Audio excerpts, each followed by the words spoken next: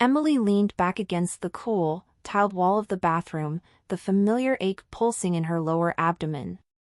It had started 3 days ago, a dull pain that she initially thought was just the beginning of a urinary tract infection, something she had dealt with before. But as the days wore on, the discomfort grew, though it wasn't unbearable. At least, not yet. She pulled herself up, checking her reflection in the mirror, running a hand through her long brown hair, tying it into a messy ponytail. Her eyes were tired, and she felt it, a mixture of physical exhaustion and the mental fog of dealing with daily life. Her 2 kids, Emily Jr. and Ben, had been more demanding than usual, needing constant attention with their homework and the endless requests for snacks.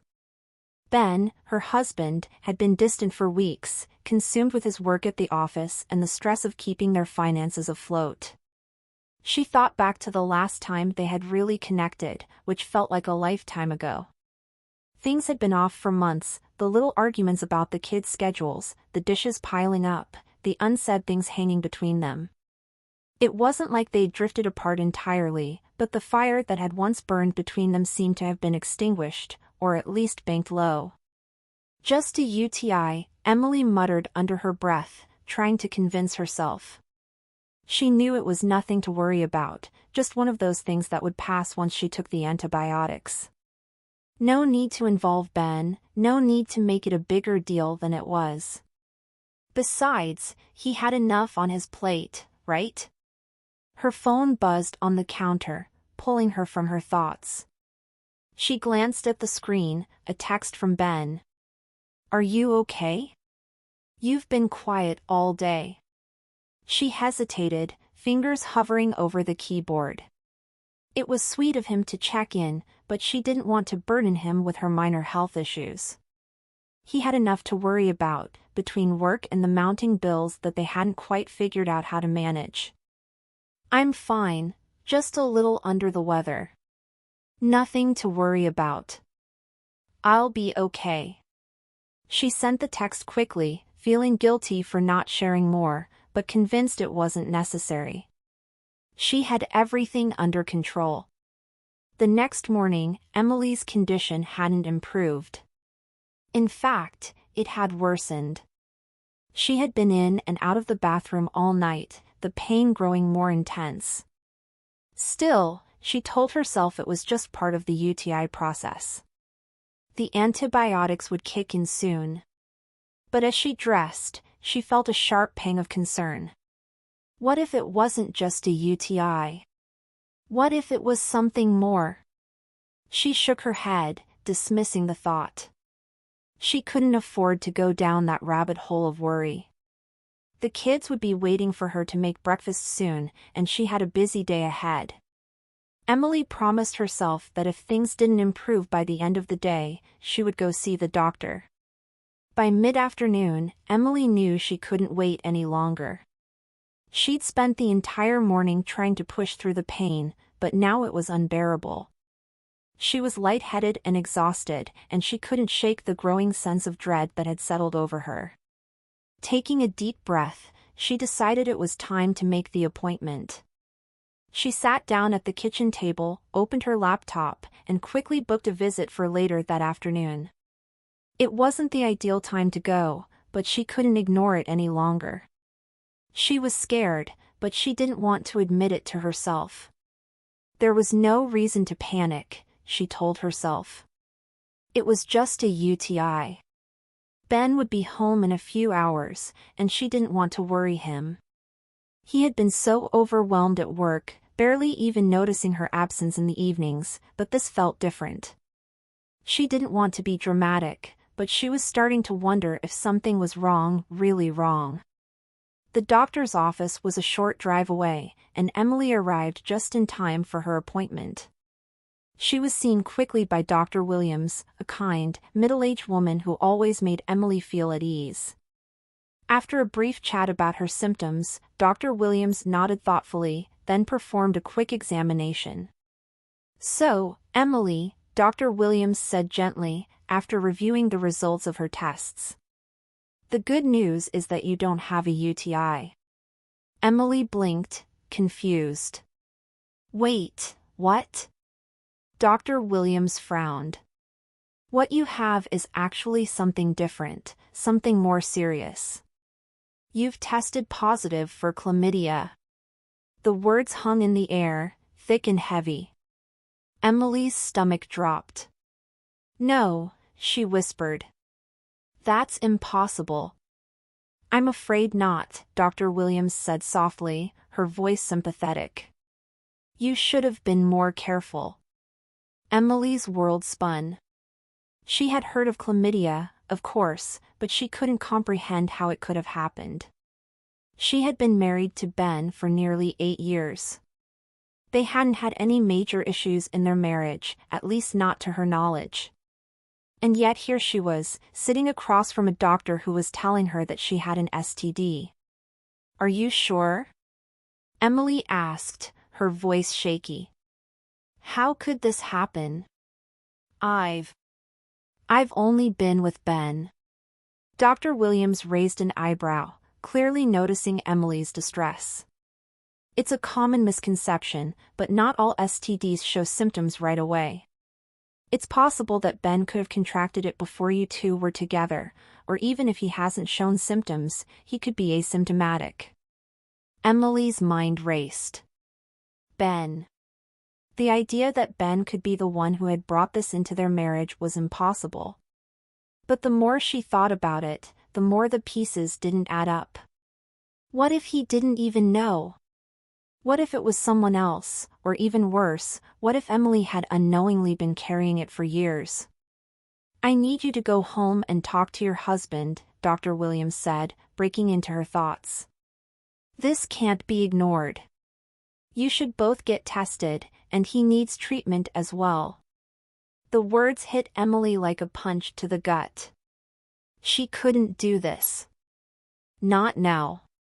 Not with everything else they had going on. How would she even begin to explain this to Ben? How could she confront him about something like this when they hadn't even been able to talk about their failing marriage? As Emily walked back to the car, her mind was clouded with questions, each one more terrifying than the last. She had no answers, only more fear.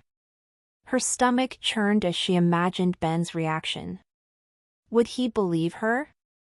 Would he think she was lying? Or worse, would he accuse her of cheating? There was only one way to find out, and she knew that as much as she wanted to run from the truth, the reality was inescapable. It was time to go home and face Ben. But Emily wasn't prepared for what awaited her. When Emily stepped inside her house, the familiar smell of dinner in the oven and the sound of the kids playing in the living room made the reality of her situation feel almost surreal. Everything seemed normal, as though nothing had changed. But she knew better. Her heart pounded in her chest as she quietly closed the door behind her. The weight of Dr. Williams' words still pressed heavily on her mind. Chlamydia. How could this be happening? How could Ben, her Ben, be involved in any way? She walked into the kitchen, trying to steady her breath, but everything felt off. The air was thick with the tension that had been building up for weeks, the cracks in their relationship that they had both tried so hard to ignore. She'd always thought that their love was strong, unbreakable even. But now, everything was coming undone, thread by thread. Ben was sitting at the kitchen table, scrolling through his phone. He looked up when he heard her enter, his face softening into a tired smile. "Hey, you're home early," he said, his voice light, as though everything was fine. She could feel his eyes on her, but she couldn't bring herself to meet his gaze. Her stomach twisted with anxiety. "Yeah, I had to leave the office early." "The kids are okay?" she asked, trying to sound casual. "They're fine. Ben's watching TV, and Emily's doing her homework." "Everything's good," he replied, his tone calm, almost too calm. It was as if he hadn't noticed anything different, anything wrong. Emily nodded, forcing a smile. She walked over to the fridge, taking out a bottle of water and unscrewing the cap, the sound of the plastic breaking the silence. She felt like she was suffocating. How was she supposed to talk about this? How was she supposed to ask him the questions that were tearing her apart inside? The questions she was afraid to hear the answers to? "Ben, can we talk?" she finally managed, her voice shaky but determined. She turned around to face him, her heart racing. Ben raised an eyebrow, setting down his phone. "Of course. What's up?" The casual tone of his voice made Emily's chest tighten even more. He had no idea what she was about to say, what had happened earlier at the doctor's office. She opened her mouth to speak but found herself unable to form the words. What was she even supposed to say? I saw Dr. Williams today, she started slowly, feeling the weight of her own words. She ran some tests, and I tested positive for chlamydia. Ben's expression faltered, but he quickly masked it with a blank look. What? I don't know how to explain it, but I have it, she said, her voice trembling. And the doctor thinks that you might have it too. That's why I need you to get tested. There was a long pause as Ben stared at her, his face pale. He opened his mouth, but no words came out at first. Emily could see the confusion in his eyes, the disbelief. She had expected him to react with anger, with disbelief, but not like this. He was silent, almost too silent. You have to be kidding me, Ben finally said, his voice sharp now. This doesn't make sense. I know it doesn't make sense, but that's what the doctor said. I don't know how, Ben. I don't know how this happened, Emily pleaded, stepping closer to him. Please, just listen. We need to get tested. We need to deal with this together. Ben stood up suddenly, his chair scraping loudly against the floor. Emily flinched at the sound. His face was a mixture of confusion and anger, but the anger didn't seem directed at her. It was more like he was angry at himself, at something he hadn't fully figured out yet. I don't understand. How could this happen? I've never cheated on you, he said, his voice filled with frustration. You think I've been unfaithful? No. No, I don't think that, Ben. I don't know what to think, she said, her voice rising. But the doctor says it's something we both need to get checked out. I'm not blaming you, okay? I just need you to understand that this is serious. This isn't something I can ignore. Ben's eyes searched hers, his jaw clenching as he processed what she was saying. For a moment, Emily thought he might walk out. For a moment, she thought he might storm out of the house, unable to deal with the shame, with the confusion. But then, his shoulders slumped, and he exhaled sharply. I don't know what to say, he muttered, pacing away from her. This doesn't make sense. I've never been with anyone else, Emily.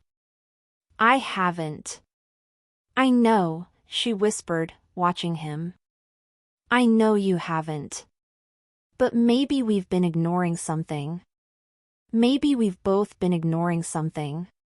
Ben stopped pacing, turning to face her. The sadness in his eyes was palpable, like a cloud hanging over them both.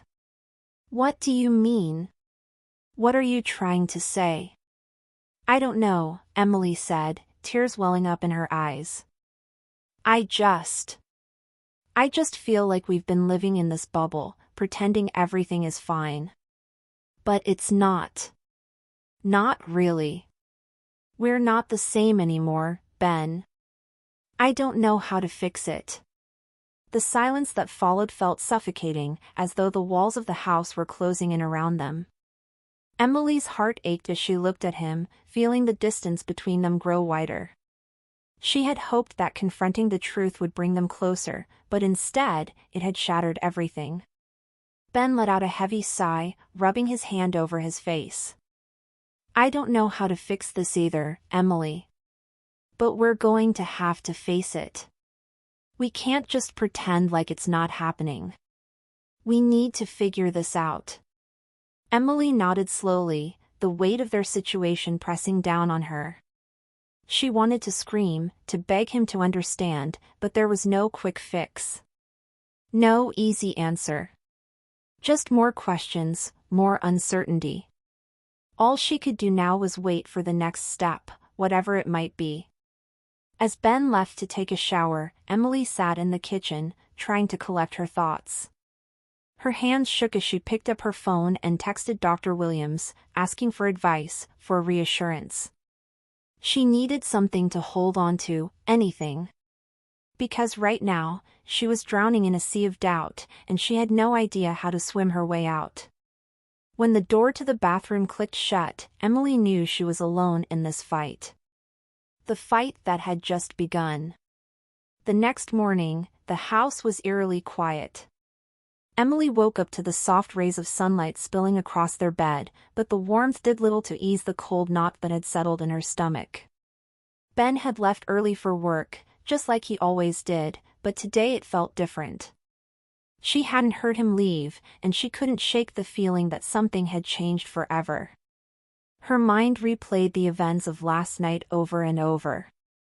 The shock on Ben's face when she told him about the chlamydia diagnosis, his confused anger, the way he seemed to close off as if retreating into himself. She wanted to believe that everything would be okay, that they could get through this together, but deep down, Emily wasn't sure anymore. She didn't even know if Ben had really understood the gravity of the situation. He hadn't even agreed to go for a test yet, though she had begged him. The kids were at school, and the house was quiet again. Emily wandered through the rooms, feeling like a stranger in her own home. The walls, once filled with memories of laughter and love, now seemed like a cage, trapping her inside her own confusion. She didn't want to be here anymore, not like this.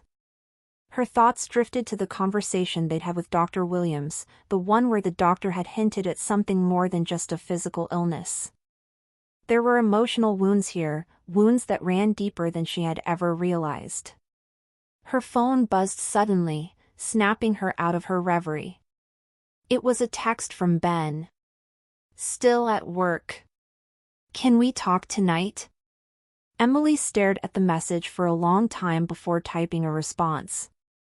Her fingers hesitated over the screen, unsure of what to say, but she couldn't ignore the truth any longer. Yeah. We need to. I'm worried, Ben. She hit send before she could change her mind. Then, with a deep breath, she sank down onto the couch, her head in her hands. She didn't want to wait until tonight. She didn't want to wait another second, but what else could she do? This wasn't something that could be solved overnight. This wasn't something she could fix with a few words. The truth was, she wasn't sure if they could come back from this. Her heart ached at the thought of losing him, but the thought of living in constant uncertainty was just as painful. The hours seemed to drag on, each minute feeling like an eternity. When the kids came home from school, she tried to act normal, tried to smile and play the role of the mom who had everything under control. But inside, she was falling apart. The smile on her face felt like a mask, a lie she had to wear just to get through the day. She couldn't let them see the cracks in her, couldn't let them know what was really happening. When Ben finally came home, it was nearly dinner time. He looked exhausted, his eyes bloodshot and his face tense. He didn't say anything at first, just walked past her into the kitchen, where he grabbed a beer from the fridge. Emily watched him in silence, her heart pounding. She wanted to say something, wanted to demand answers, but she knew that the time for confrontation had passed. What mattered now was the truth, and how they were going to deal with it. Ben finally turned to her, holding the beer in his hand but not drinking it. His eyes met hers, and for the first time in days, he seemed to be seeing her again. I don't know what to say, Emily, he began, his voice low, almost apologetic. I'm confused. I don't understand how we got here. Emily took a deep breath, gathering her strength. I don't know either, Ben. But I need you to understand that this isn't just about a diagnosis. It's about us, about what we've been ignoring for so long. I've been so focused on everything else, our jobs, the kids, the house, that I didn't see what was happening between us. But now, I can't ignore it anymore. And I need you to face it too. Ben looked away, running his fingers through his hair. I never meant for things to get like this. I never meant to hurt you. I know you didn't. But we've been drifting, Ben. We've been drifting for months, maybe longer. We've been pretending everything was fine, but deep down, we both knew something was wrong. He nodded, his face a mixture of guilt and frustration. I don't know how to fix it, Emily. I don't know if I can fix it. Her heart sank, but she tried to stay calm. I'm not asking you to fix it all right now. I'm asking you to try. I'm asking you to try for us, for the family we've built. We can't go on like this, Ben. We can't keep pretending. The silence stretched between them, thick and suffocating. Finally, Ben exhaled heavily, setting his beer down on the counter. He stepped toward her slowly, his face softening. I don't want to lose you, Emily. I don't want to lose this. I don't want to lose it either, she whispered, her voice cracking. But we have to face the truth, Ben. We have to be honest with each other, even if it hurts. Ben's eyes softened, and for a brief moment, Emily thought that maybe, just maybe, they could find their way back to each other. But then, he pulled away, his face hardening once more. I'll go get tested, he said, his voice strained.